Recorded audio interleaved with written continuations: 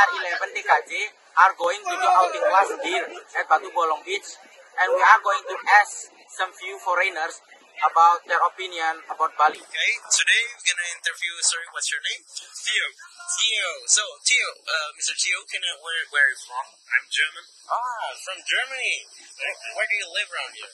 I don't know the name of the hotel. It's Karangan or something. Ah, okay. It's just this way, like maybe 5 minutes with a scooter. Ah, I see. So, how long have you stayed in Bali? For 10 days now. Oh, 10 days. Are you here for a vacation or? I'm a traveling yoga teacher. Oh, really? And I'm just staying here for like 2 months or something, and then I will move on. Ah, I see. So, what do you think about Bali?